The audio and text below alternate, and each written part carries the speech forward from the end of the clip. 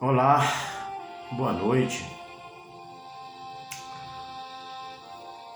Aqui estamos de novo e vamos, através da palavra, nos achegar mais ao trono da graça do bendito Criador. Sei que você ama a Deus. Sei que você tem predileção por Deus. Sei que você quer ir para os céus e quer alcançar a vida eterna. Todos nós queremos isto. Ansiamos por uma vida do outro lado, uma vida que nos é falada por pregadores, pela Bíblia. Nós sabemos que deve ter alguma coisa melhor do outro lado, quando partimos daqui. Algumas questões sobem, algumas questões se fazem necessária trazer à tona. Eu vou perguntar para você: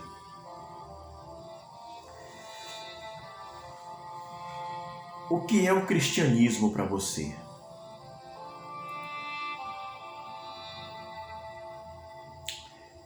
O que é o cristianismo no seu entendimento? Deixa eu falar uma coisa para você. Você já deve ter dado a sua resposta.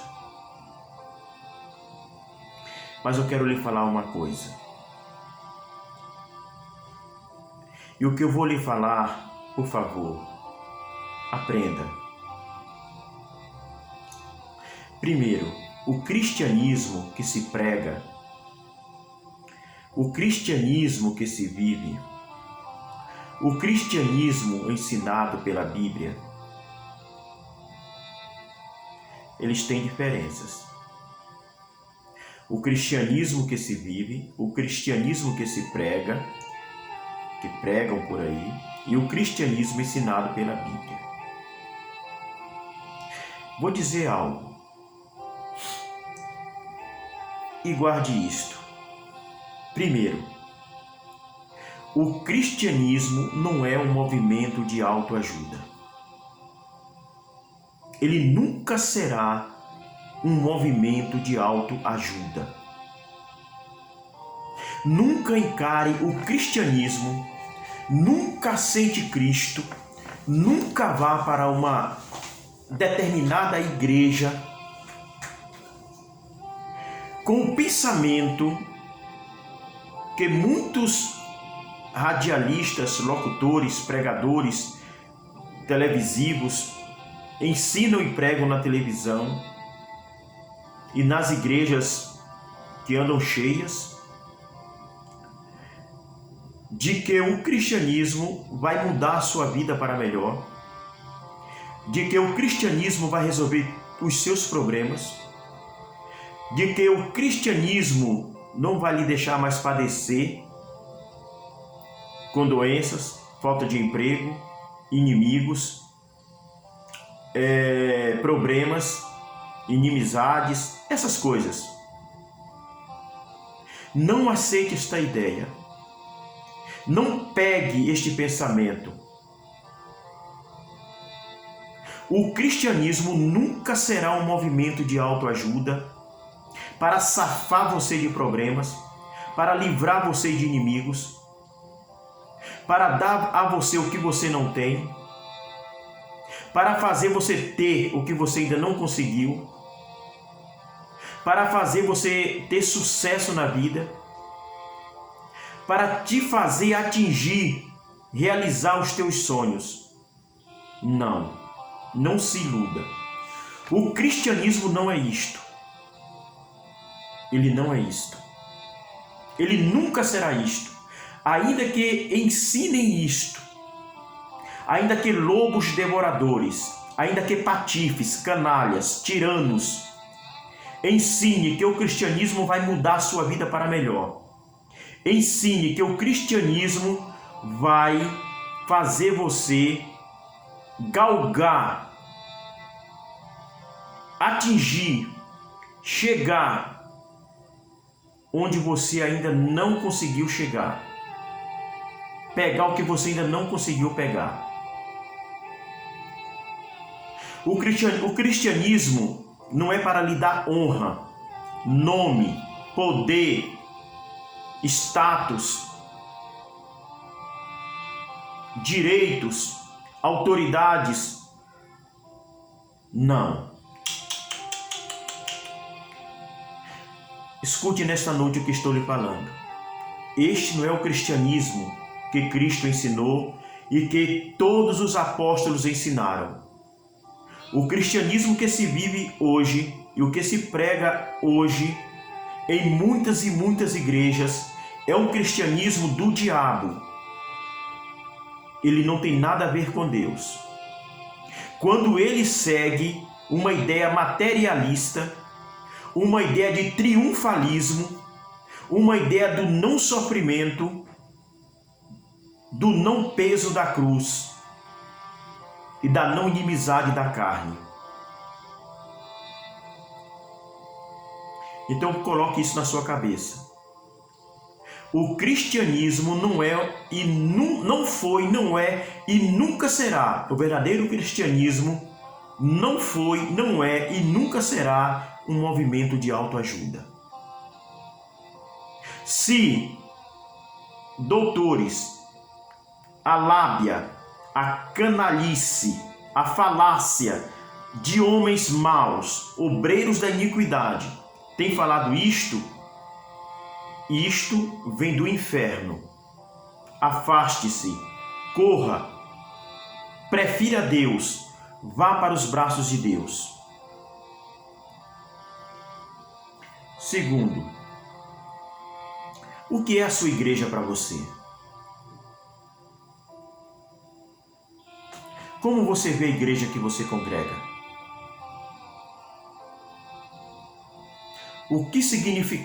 Qual é o significado dela para você? Qual o peso que ela tem na sua vida? Eu vou lhe dizer uma coisa, guarde, por favor. A igreja nunca estará acima da verdade. Os seus princípios, os seus regulamentos, os seus mandamentos internos, tudo o que um compêndio de leis rege uma igreja, seja ela qual for,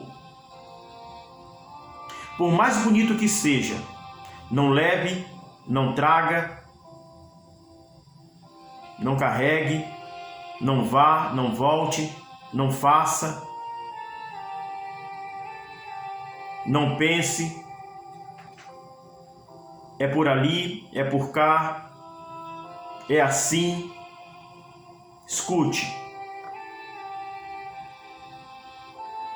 a igreja nunca estará acima da verdade bíblica.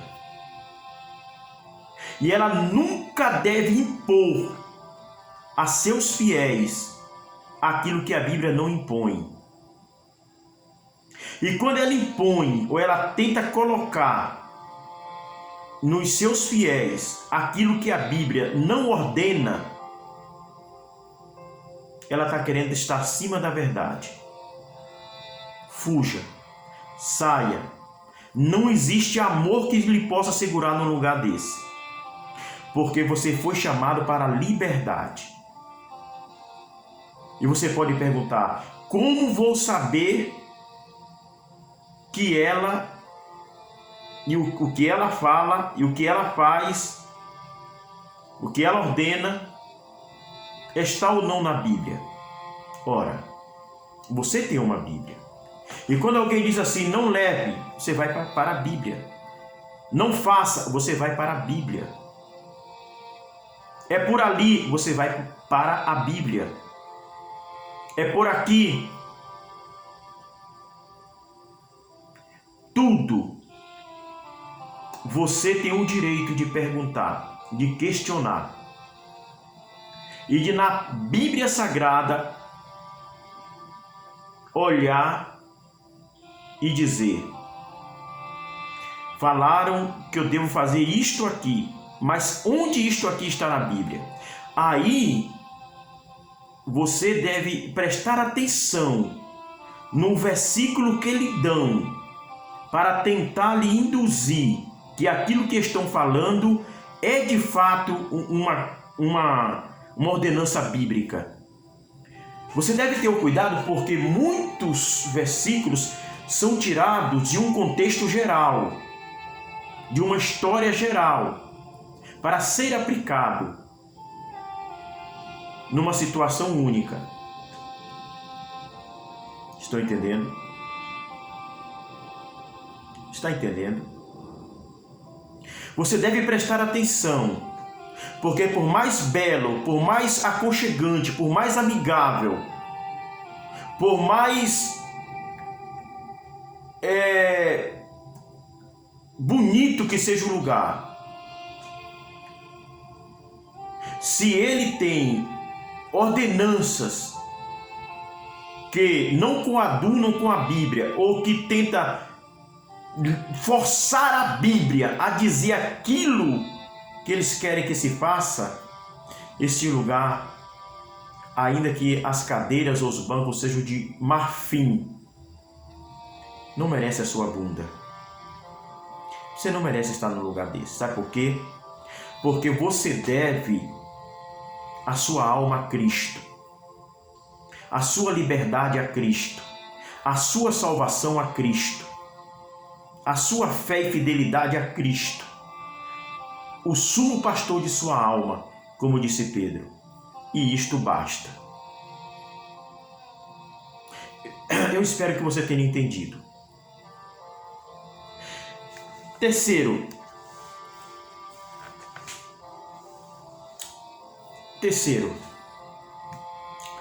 tem uma coisa muito importante que se é preciso falar, mas muito importante mesmo.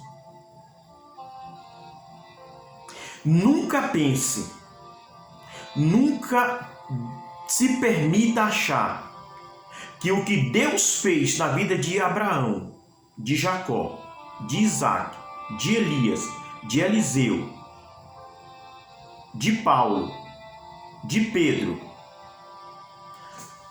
de Sansão, de Gideão, de Jefté, de Josué, de Moisés, vai fazer na sua vida. Porque Deus usou homens numa história única, num determinado tempo em que se precisava usar tais homens numa história única, numa missão única. Portanto, eu nunca devo achar que Deus vai me usar para fazer descer fogo do céu, porque eu vou morrer e não vou ver isso acontecer. Aí você pode falar assim: mas é você, eu sou eu. Então continue tentando. Desculpe a franqueza e a sinceridade. Não se engane. Pedro andou por cima das águas. Você é capaz de andar? Ah, se Cristo mandar, eu ando. Cristo nunca irá mandar você fazer isso. E se mandar, nunca vai mandar. Nunca. Por favor, crie raízes. Crie maturidade. Tenha maturidade na vida espiritual. Um dia, o Senhor Deus usou Josué para fazer o sol parar no vale de Aijalon e a lua parar. Não pense que Deus vai fazer isso com você. Nunca fará isso com você. Nem comigo, nem com ninguém na terra. Aí você pode falar: mas se Deus quiser, faz. Não, Deus não faz. Ele nunca irá fazer isso, porque não existe necessidade alguma dele mandar alguém, você ou eu, qualquer que seja o sabichão, o entendido, o espiritual, o santo, Não existe necessidade alguma dele mandar alguém fazer o sol e a lua parar novamente. Não há necessidade disso. Portanto, crie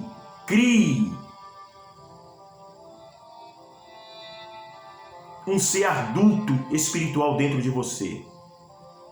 Saia de pensamentos mirabolantes. Fuja de fantasias que vêm na cabeça ou que falam que você pode e não pode fazer.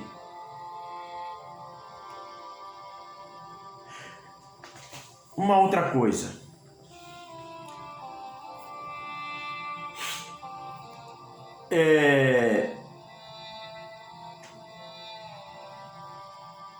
Deus, ele deu uma promessa a Abraão, de fazer de Abraão um grande povo, uma grande nação, um grande povo, uma grande nação. E ele disse: sai da tua terra, da tua parentela, porque eu vou fazer de ti uma grande nação. Abraão saiu de Ur dos Caldeus e foi na direção de Canaã, e a luta foi muito grande. Mas o que Deus prometeu a Abraão não se cumpriu em Abraão.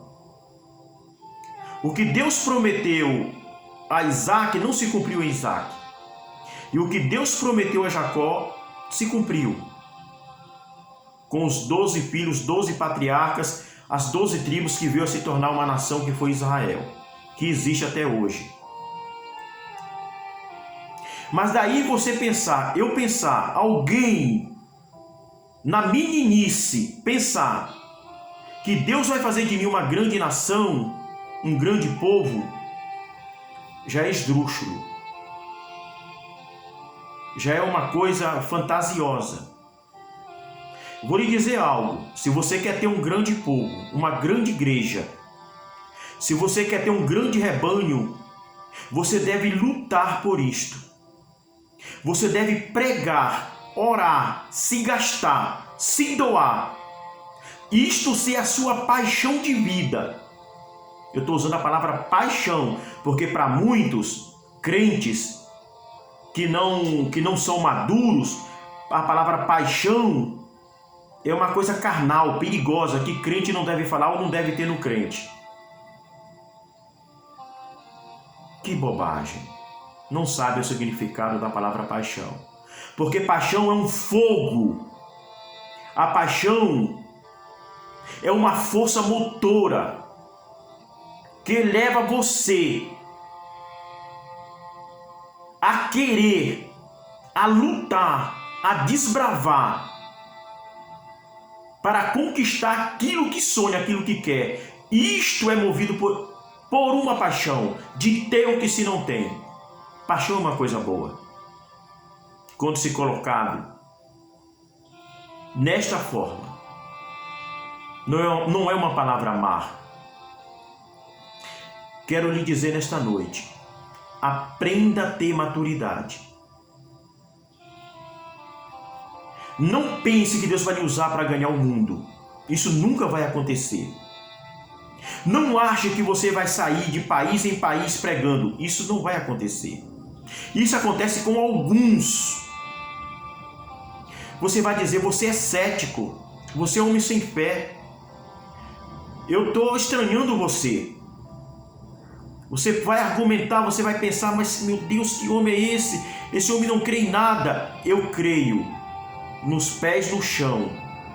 Eu creio que o esforço, a luta fará você conquistar o que você quer. Mas vou dizer uma coisa muito importante para você. As profecias que dizem que vai levar você nos 4 cantos do mundo, em muitos países para pregar, você vai para a cama, vai ficar velho, vai morrer e não vai ver isso acontecer. Porque muitas são profecias emotivas, emocionais, cheias de sentimentos humanos, para dar uma demonstração a você de que a pessoa que está falando é um vaso, é um santo profetizando. E não passa de uma mente carnal, de uma mente imatura, fantasiosa, que fala com as pessoas o que nunca vai acontecer.